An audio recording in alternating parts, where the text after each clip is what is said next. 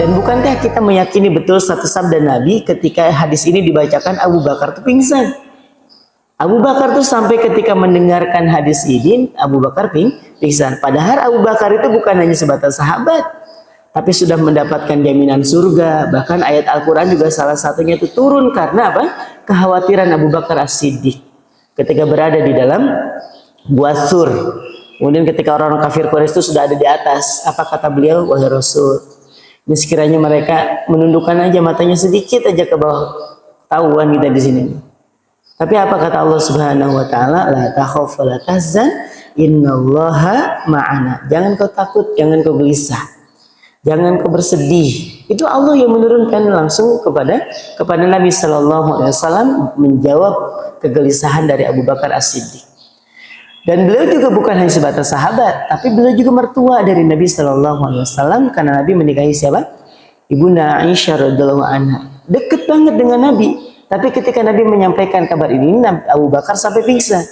Apa yang dikabarkan oleh Nabi? Nanti setelah semua orang-orang yang memiliki bekal kebaikan itu dikeluarkan dari surga, maka masih menyisakan satu orang yang masih tenggelam di dasar neraka, sampai bahasa hadisnya itu fiddarkil asfali minan nar, di dalam kerak neraka yang paling dalam. Jadi orang-orang yang masih menyisakan kebaikan sedikit itu sudah keluar, dosanya banyak iya. Karena dari dosa ini kemudian Allah menyiksa orang-orang yang beriman, kemudian nanti dikeluarkan dari neraka. Sampai kemudian Allah menyampaikan kepada malaikat, cari di antara hamba-hambaku yang masih memiliki iman.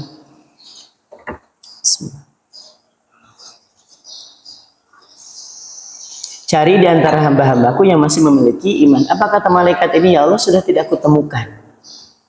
Kata Allah, gali. Bukan Allah nggak tahu, bukan. Allah tahu gitu bahwa masih ada orang beriman di kerak yang paling dalam di neraka. Apa kata malaikat setelah digali? Ya Allah, tidak kutemukan orang yang kau maksud. Kata Allah, coba gali sekali lagi. Digali sampai kerak yang paling dalam di neraka.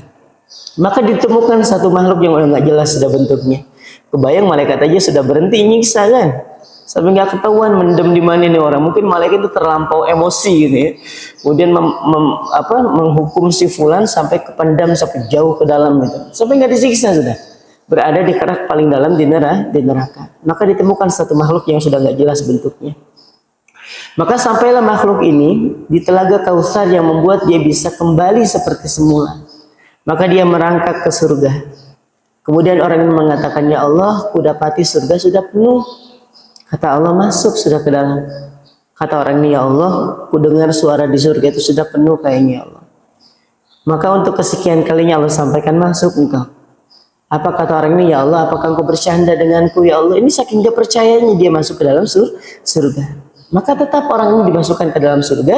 Dan apa kata Nabi mengakhiri hadisnya ini dengan menyampaikan, inilah orang yang paling terakhir keluar dari neraka dan paling terakhir masuk ke dalam surga. Abu Bakar pingsan. Kenapa Abu Bakar sampai pingsan? Karena Abu Bakar merasa, jangan-jangan itu aku. Jangan-jangan itu adalah diriku ya Rasulullah. Kebayang nggak? Kita dengar hadis ini biasa aja ya kan? Atau juga kita bisa bilang, bukan saya Ustaz. Saya gini-gini masih sholat subuh lah ya. Tetangga tuh gak pernah sholat subuh kayaknya dia kayak gitu. Kita ini dengerin hadis ini biasa aja bawaannya. Tapi Abu Bakar tuh membuat Abu Bakar dan juga sahabat yang lain nangis. Tapi kalau Abu Bakar itu pingsan memang. Makanya ada sebuah riwayat disebutkan dan juga kita temukan dalam Nasaihul Ibad yang disusun oleh Syekh Nawawi Al-Bantani ini.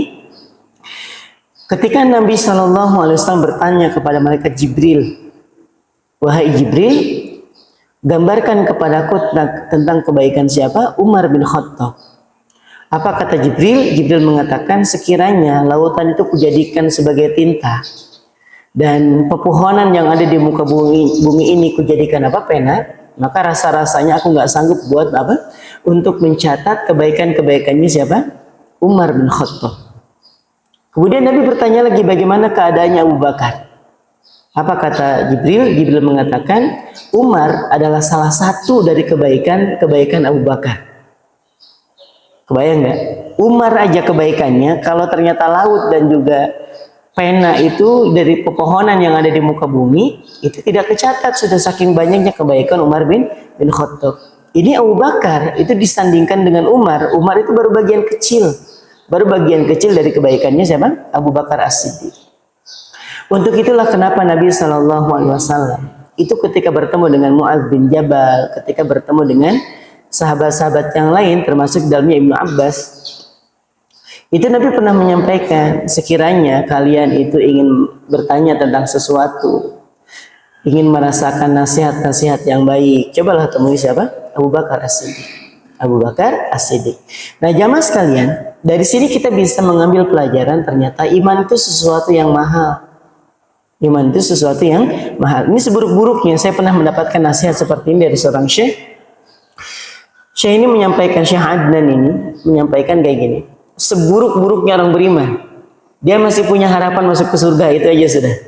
Jadi kalau misalnya di antara kita ada yang merasa, ya Allah dosa saya banyak, sudah nggak apa-apa kalaupun ternyata kita dimasukkan ke dalam neraka, itu masih ada kesempatan masuk ke dalam surga, itu sudah keuntungan orang beriman. Jadi ada yang ditunggu. Misalnya nih, kebayang nggak? Misalnya naudzubillah, tentunya kita berlindung kepada Allah. Ada seorang dari kalangan orang beriman masuk ke dalam neraka ini, disiksa dengan siksaan yang pedih. Tapi masih ada yang bisa ditunggu. Sekiranya dosa-dosanya sudah habis, sekiranya urusan dia dengan dosa-dosanya sudah selesai di dalam neraka, masih ada yang bisa ditunggu. Apa itu? Surga. Coba orang yang nggak beriman, apa yang mau ditunggu? Nggak ada. Allah sudah menyampaikan orang-orang yang tidak beriman kepada Allah itu abadi selama-lamanya di dalam neraka. Sedangkan orang beriman yang masih punya iman sedikit aja dalam hatinya, nanti dicari aja mas kalian. Termasuk orang yang paling akhir masuk ke dalam surga. Kita sih husnudzon rasa-rasanya kepada Allah. Ya Allah, kita ini gak seburuk itu. Kita ini masih melakukan kebaikan-kebaikan, masih sholat, masih mengaji. Kadang sesekali juga kita ikut kumpulan yasinan, kadang baca waqiah, baca tabarok. Rasa-rasanya jauh dari itu. Tapi kalaupun ternyata ada satu takdir yang hari ini kita belum tahu takdir itu seperti apa, dan ternyata kita dimasukkan ke dalam neraka, masih ada yang kita nanti. Apa itu? Surga. Kebaikan dari Allah Subhanahu wa ta'ala. Itu pentingnya iman ya mas sekalian. Beruntung kita ini orang beriman ini, beruntung.